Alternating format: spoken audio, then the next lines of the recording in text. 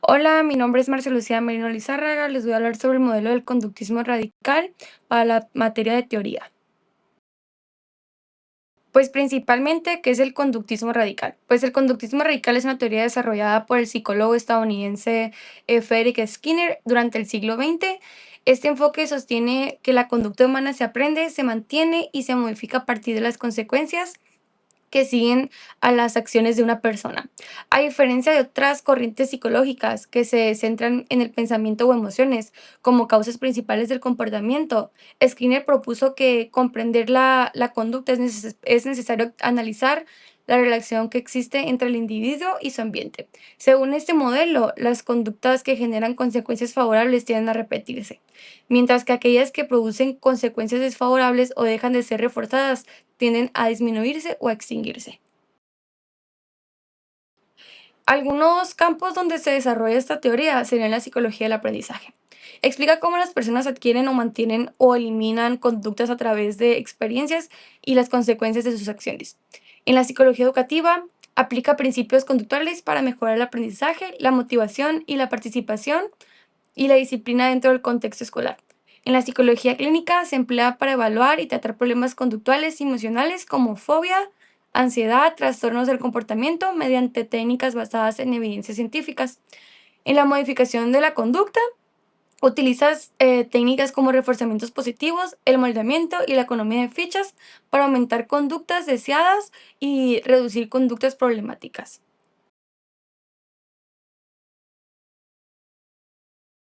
Los antecedentes históricos de esta teoría es que surgió en Estados Unidos durante la década de 1930. Los psicólogos únicamente buscaban pues estudiar aquello que sea observable y medible científicamente, pero Skinner retomó las ideas del conductismo clásico y propuso que la mayoría del parte del comportamiento depende de sus consecuencias. Otro tipo de teoría sería la reflexología rusa. Esta se creó a fines del siglo XIX. Los experimentos de Pavlov demostraron que el condicionamiento clásico, probando que las respuestas fisiológicas pueden ser asociadas a estímulos ambientales. Pero Skinner bautizó su enfoque como radical porque no descarta la existencia de eventos privados, como los pensamientos y los sentimientos.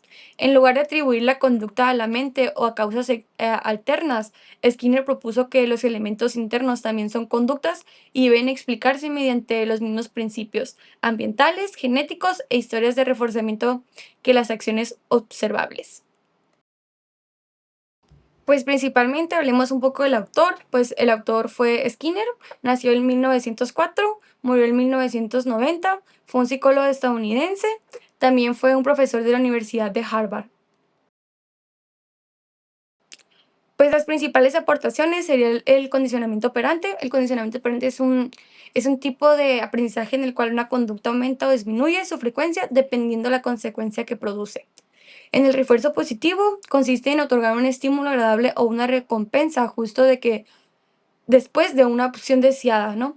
En el objetivo de esta es aumentar la probabilidad de que se aumente o se repita en un futuro la acción.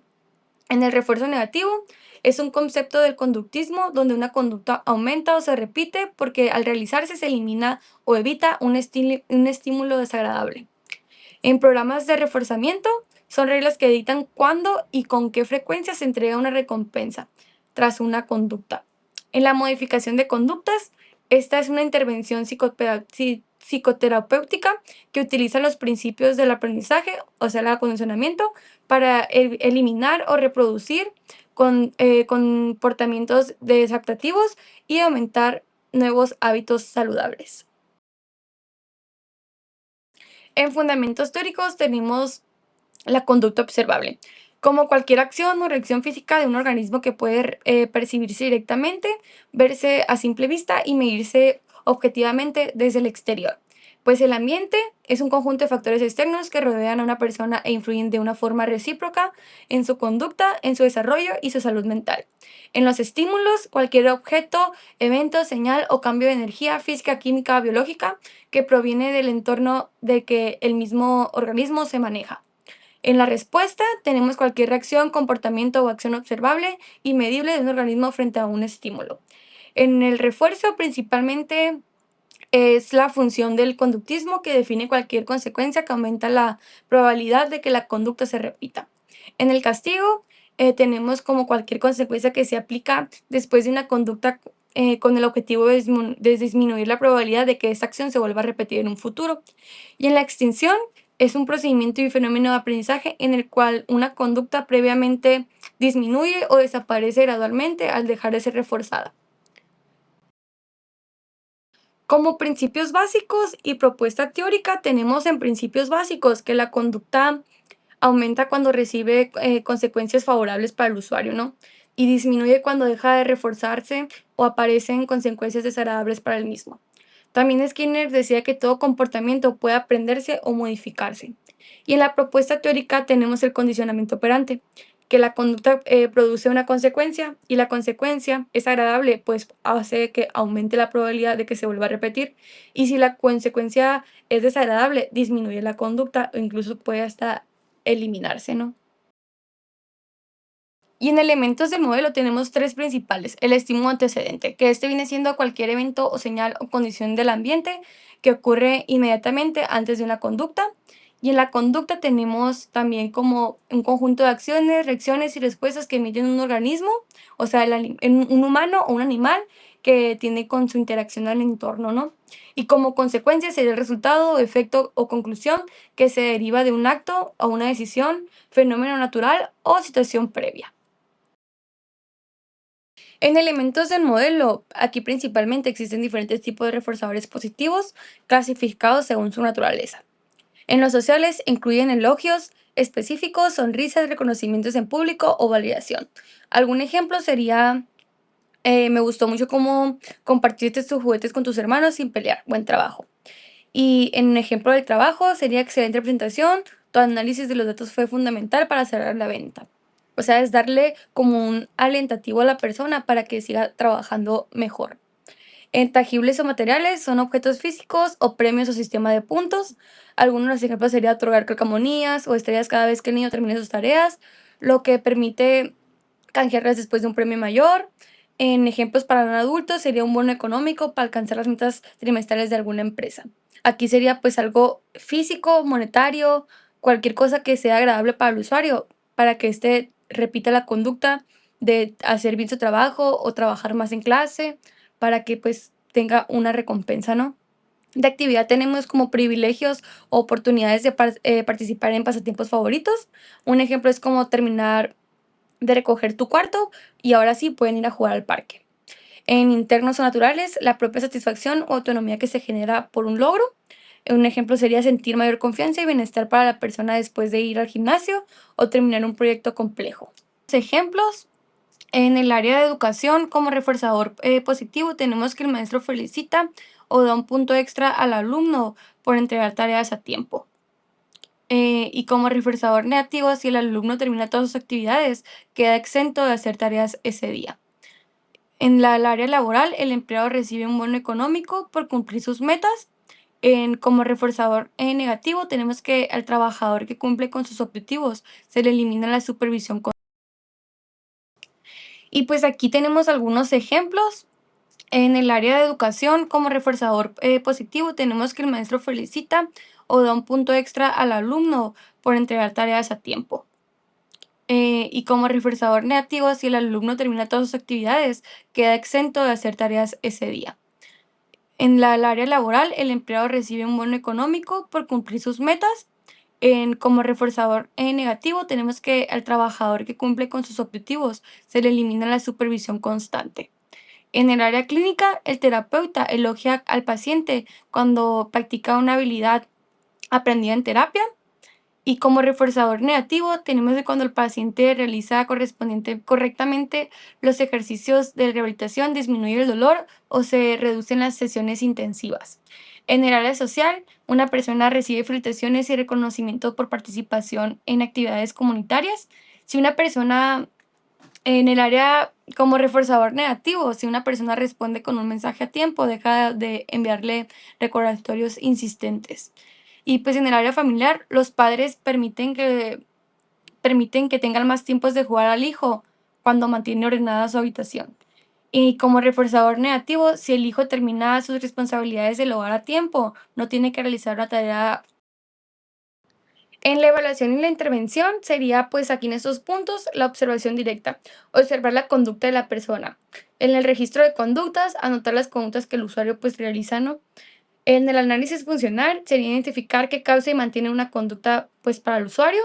En el reforzamiento positivo sería premiar una conducta adecuada. En la economía de fichas es dar fichas por buena conducta para obtener recompensas.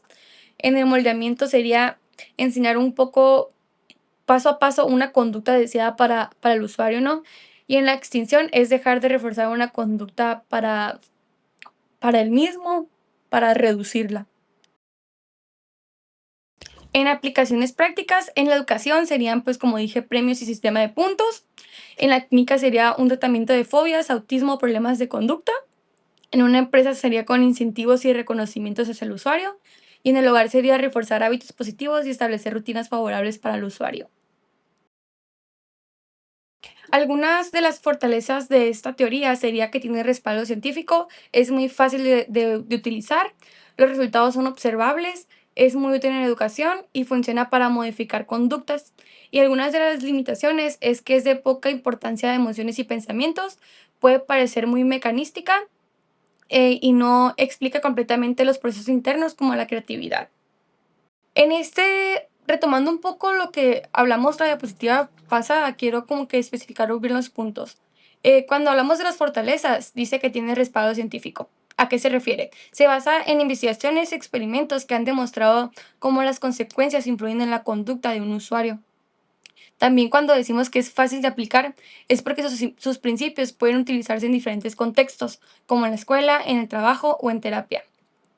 También con resultados observables se refiere que se enfoca en conductas que pueden verse y medirse, lo que facilita evaluar si una intervención funciona o no funciona.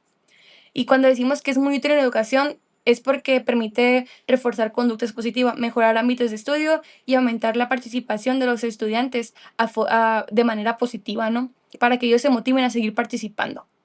Em, Funciona para modificar conductas mediante el uso de reforzadores y consecuencias, ayuda a aumentar o disminuir ciertos comportamientos. Y cuando hablamos de las delimitaciones, dice que da de poca importancia a las emociones y pensamientos. Se dice que se centra principalmente en la conducta observable y deja como segundo plano los procesos mentales. Y cuando dice que puede ser parecer muy mecanística, explica el comportamiento como una respuesta de estímulos y consecuencias, lo que puede simplificar demasiado la conducta humana y pues esta pasa como a segundo término, por así decirlo. Y cuando dice que no explica completamente los procesos internos como la creatividad, esto es porque los aspectos como la imaginación, la creatividad o la toma de decisiones complejas no quedan totalmente aplicados desde este enfoque.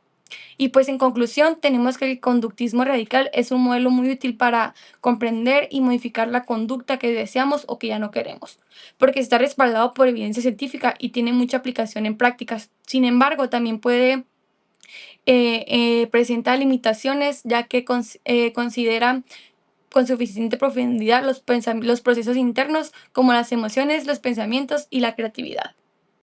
Y pues hablando sobre la vigencia y la utilidad actual del conductismo radical, pues sigue siendo muy importante, especialmente en áreas donde se busca modificar conductas de manera objetiva y basadas en evidencia. En la vigencia actual, aunque han surgido otras corrientes psicológicas, el conductismo radical continúa vigente porque sus principios del aprendizaje siguen siendo utilizados en la actualidad. Muchas técnicas derivadas de esta teoría cuentan con el respaldo científico y han demostrado ser eficaces para cambiar conductas y la utilidad actual que tenemos. Habla sobre la educación, la psicología clínica, el ámbito laboral y el ámbito familiar y programas de salud. En el ámbito de la educación se utiliza para reforzar conductas positivas, mejorar ámbitos de estudio y favorecer el aprendizaje mediante recompensas y retroalimentaciones para los estudiantes. En la psicología clínica es base de terapias conductuales para tratar problemas con ansiedad, fobias, adicciones y trastornos de comportamiento. En el ámbito laboral, ayuda a incrementar la productividad y el desempeño mediante sistemas de incentivos y reconocimientos. En el ámbito familiar, se emplea para establecer normas, reforzar conductas adecuadas y reducir comportamientos problemáticas con niños y adolescentes. Y en programas de salud, favorece a la adopción de hábitos saludables como hacer ejercicio, seguir tratamientos médicos o incluso dejar de fumar. Y pues la comparación con el conductismo clásico sería que en el conductismo radical de Skinner, el aprendizaje por consecuencias, el conductismo operante y la conducta voluntaria, y a comparación sería el conductismo clásico de Pavlov, que es por el aprendizaje de asociación de estímulos, el condicionamiento clásico y la conducta refleja. Y pues como reflexión personal, pues aprendí que muchas de las conductas también dependen pues del ambiente, ¿no? Y que son como que las consecuencias de. Y que es muy fácil utilizar reforzadores positivos para aumentar conductas deseadas que tenemos y obviamente para eliminar o extinguir conductas, utilizar reforzadores pues negativos, pues es muy padre. Y siento que esa es una teoría que se aplica mucho en la educación y que es como que muy efectiva y muy viable para el usuario. Y pues como conclusión, tenemos que el conductismo radical sigue siendo uno de los modelos psicológicos más importantes que se utilizan básicamente en la educación, en la psicología clínica, en empresas y en terapias conductuales y en la modificación de la conducta. Y pues como final, aquí tenemos algunas de las referencias que utilicé y esto sería todo por mi parte. Muchas gracias.